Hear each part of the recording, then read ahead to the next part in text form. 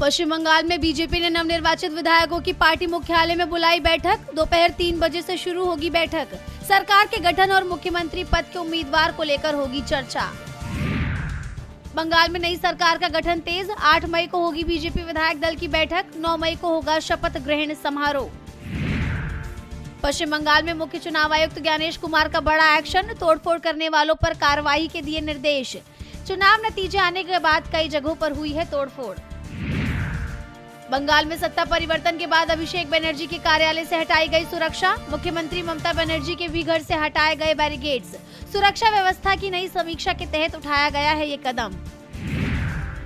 चुनाव परिणामों को लेकर कांग्रेस सांसद राहुल गांधी का बड़ा बयान। कहा, वोट चोरी से कभी सीटें चुराई जाती हैं तो कभी पूरी सरकार। तमिलनाडु की राजनीति में आज बड़ी हलचल। चेन्नई में जुटेगी एआईएडीएमके की पूरी फौज। पार्टी नेतृत्व ने सभी विधायकों को अनिवार्य रूप से चेन्नई पहुंचने का दिया है निर्देश। आज पटना दौरे पर गृह मंत्री अमित शाह। शपथ ग्रहण समारोह के पहले मुख्यमंत्री सम्राट चौधरी और बीजेपी नेताओं के साथ करेंगे बैठक। बैठक में बीजेपी के मंत्रियों के नाम पर अंतिम मुहर लगेगी। भारत दौरे पर वियतनाम के राष्ट्रपति तो लाम। राष्ट्रपति भवन में किया जाएगा औपचारिक स्वागत। प्रधानमंत्री मोदी के साथ करेंगे द्विपक्षीय वार्ता।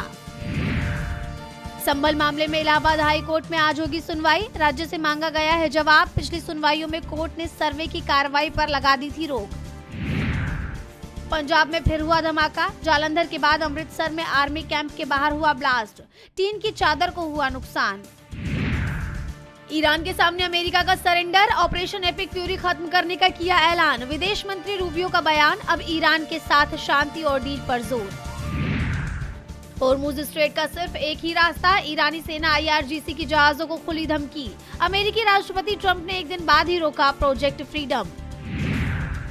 यूएई पर लगातार दूसरे दिन ताबड़तोड़ ड्रोन और missile attack. Air defence system active. Iran से दागी गई 15 मिसाइलों और 4 ड्रोनों को रोकने का दावा। सिंधु का पानी रोकना माना जाएगा एक्ट ऑफ वॉर। पाकिस्तानी विदेश मंत्री इशाक डार ने भारत को दी गीदड़ भपकी। कहा, देंगे जवाब। पाकिस्तान को ट्रंप प्रशासन से मिला झटका। पेशावर में महावाणिज्य दूतावास बंद करेगा अमेरिका। बताया राजनयिकों को खतरा। राष्ट्रपति ट्रंप की देश के वित्तीय बोझ में भारी बढ़ोतरी को लेकर बड़ी टेंशन। द्वितीय विश्व युद्ध के बाद पहली बार अमेरिका की जीडीपी के भी पार निकला कर्ज। Committee for a responsible federal budget ने जारी किए आंकड़े। बायोकॉन के नेतृत्व में बड़े बदलाव की तैयारी। चेयरपर्सन किरण मजूमदार शो ने भतीजी क्लेयर मजूमदार को चुना उत्तराधिकारी। कंपनी का भविष्य सक्षम और सुरक्षित हाथों में देने का दिया भरोसा। केंद्र सरकार ने विमानन, एमएसएमई, कृषि और इंफ्रास्ट्रक्चर सेक्टर को दिया बूस्टर डोज। 1.52 लाख करोड़ रुपए के खर्च को मंजूरी। 2 नई सेमीकंडक्टर इकाइयों को भी मिली मंजूरी। शेयर बाजार में घरेलू निवेशकों का दबदबा। निफ्टी 500 में डीआईआई की हिस्सेदारी रिकॉर्ड 20.9% पर, जबकि विदेशी निवेशकों यानी एफआईआई का घटा निवेश। प्रधानमंत्री की आर्थिक सलाहकार परिषद ईएसी पीएम ने पेश किया ब्लूप्रिंट।